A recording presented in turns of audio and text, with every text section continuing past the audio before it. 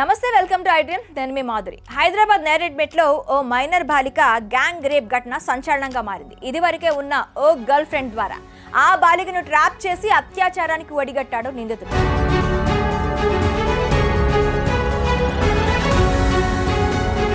ఈ దారుణంలో తన స్నేహితులను కూడా కలుపుకొని కొన్ని నెలల పాటు ఆ మైనర్ బాలికకు నరకం చూపించారు.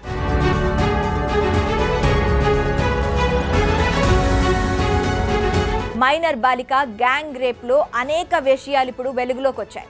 నేరేడ్మెట్ కి చెందిన యువకుడు విజయ్ కుమార్ కాచిగూడకి చెందిన మైనర్ బాలికను ట్రాప్ చేసినట్లు పోలీసులు తెలిపారు. పోలీసుల కథనం ప్రకారం విజయ్ కుమార్ కు కాచిగూడ యువతితో లవ్ మ్యాటర్ నడుస్తుంది. బాధిత బాలిక విజయ్ కుమార్ ప్రియురాలి పక్కింట్లో ఉంటుంది.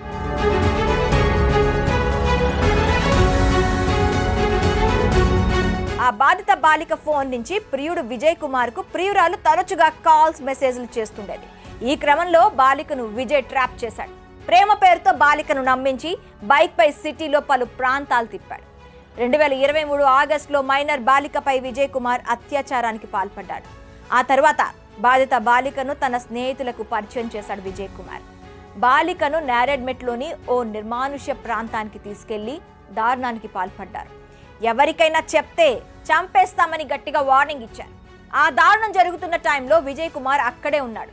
కొన్ని నెలలుగా విజయ్ కుమార్ అండ్ గ్యాంగ్ బాలికపై అత్యాచారం చేస్తూనే ఉన్నారు. దీంతో బాలిక ఇటీవల గర్భం దాల్చింది.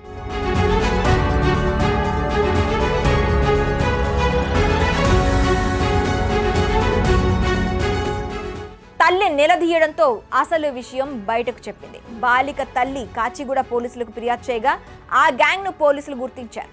వాళ్ళంతా జులాయిగా తిరిగే గంజాయి బ్యాచ్ గా పోలీసులు విచారణలో తేలింది.